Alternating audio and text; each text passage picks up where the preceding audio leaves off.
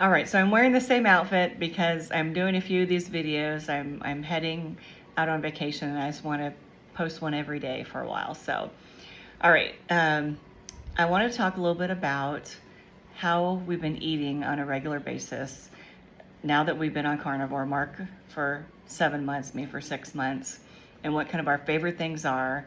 And when we first started out, we were both eating a lot. We were eating 3 meals a day, doing what they call priming. Some of the YouTube coaches talk about priming, and I think I love following the YouTube coaches and doctors, where we eat quite a bit of food. Just I think both of us needed that nutrition, and especially the fat. So we were eating a lot of animal fat, so our main things are, the way to think about it is we eat meat, dairy, some dairy for me, I don't eat all dairy, and eggs. Those are the three main categories of what we're eating. And you may think, gosh, what about fruits and vegetables? No, we actually don't eat fruits and vegetables anymore, which sounds so strange. But we've learned, through many of the YouTube doctors that we don't really need vegetables, and it's really true. I mean, I've never had better digestion in my life. So again, I'm not a doctor and I'm not making any recommendations, but I think that for me personally, fiber was causing my problems. So might be different for you, but for me, I think fiber was really an issue. So we, on a standard day now that we've been doing this for a while, we will do like in the morning, either like today I had like 4 eggs and some leftover steak from last night fried in butter. It was an amazing breakfast. And now it's about almost 1 o'clock and I'm still not really hungry. We ate that about 9 o'clock or so in this morning. And I might have a little snack about 2. And my favorite snack in the whole world now is pork rinds, but I eat only the certain kinds that are just the pork skin, the pork that are fried in lard and have salt. That's like, so those are the only ingredients. That's basically pork skins and salt. A lot of them put like other spices and some other oils, and we don't do those. We just do the very, very basic ingredients. So you have to read the label because there's only a couple brands that have it very clean like that. And my favorite ones are available in, I think Nugget has them. I think even Safeway has them now, and Rayleigh's. So yeah, there's some great options out there, but just make sure you read the labels if you're going for pork rinds. And then for dinner, we'll usually have like 2 different types of protein. Like we'll have maybe a steak that's been cooked on the Traeger, or even we really like these chuck roast that you can get from Costco, and we put those on the Traeger, and that'll last us 2 days. Sometimes we just slice it thin. They're amazing. But of course, ribeye is like the most amazing cut, but we're not going to eat ribeyes every single night.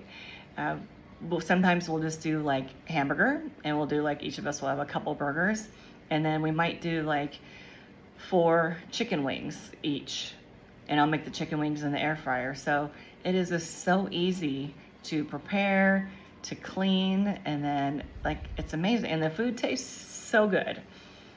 We might have a little cheese with it. Maybe like if it's a burger, we'll put cheese on it, or if we're doing a steak, we might do a little bit of blue cheese on it, or sometimes like a flank steak, you do blue cheese. You could put a little bit of chimichurri on it. That's really good too, just a little bit. Sometimes we'll do meat of some kind with a little bit of goat cheese, just to have a little dairy in there. But typically, I don't like to eat like cow's milk dairy very much, because I find it makes me a little bit phlegmy. So I prefer the goat and the sheep cheese, like goat cheese or manchego or things like that. But I don't really eat a lot of cheese. I think of cheese, somebody on my YouTube coaching channel said, think of dairy as a condiment. It is not like a side dish. So, and if don't eat a bunch of cheese before dinner, because ideally if you're going to eat cheese, eat it like after a meat, after a protein, because you can easily fill up on cheese and then you won't want to eat any meat because cheese is that good. So use cheese as a condiment for sure. But yeah, my favorite dinner might be like a little bit of steak and chicken wings. Love chicken wings in the air fryer, of course with skin and all that good stuff, all the fat. and the fattier the meat, the better, which is so crazy because for years and years and years, I would cut the fat off my steak and throw it away or leave it on my plate. Or if I was having dinner at my dad's house, my dad would grab it off my plate, and I think that's gross. And now I'm like, give me the fattiest steak you could find and I'll eat all the fat. It's just so weird. It took me maybe a couple of weeks to get used to eating that fat, but now I think it's the very best part of the steak. And I just can't believe I'm thinking that way, but it really, I think it's helping to nourish you. I mean, I've learned through all my studies that, you know, your brain is made of, you know, cholesterol, right? You need cholesterol, even though people are freaked out about high cholesterol. Again, I'm not a doctor, but you really need that cholesterol. That helps your brain. It helps all the synapses in your brain, helps you think better. And so we need that. And, you know, the fat has that in there. Egg yolks have it in there. So my friends that would just eat egg whites, don't do that. The yellow part, the yolk part, that's where all the good stuff is. You know, you have to be really careful if you're, of course, on a carnivore diet. You don't want to be doing carnivore-ish because, I mean, I guess in some ways you can do carnivore-ish, and I'll tell you about how I could do that in and out, kind of flexing, they call it. But I prefer to keep it pretty strict carnivore because if you start adding carbs, you're just gonna blow up. You're gonna get fat. So try not to do that. But again, I'm just sharing my experiences with you, just so, and then for my record too, just to understand how it's really helped me over the years. And now that it's been 6 months, I just wanted to document how it's really helped me and how we're eating, and that may change. One thing I will mention is that starting this week, I'm going to do a little flexing. What that means is that maybe once a week or so, I am going to have maybe, you know, 1 to 300 grams in carbs, just a little bit, not very much. So I'll probably have things like a little bit of fruit. I'm probably not going to do, you know, gluten or sugar or anything like that. But the other day I did have some ice cream, and it was very low sugar ice cream, but it was amazing and I felt fine.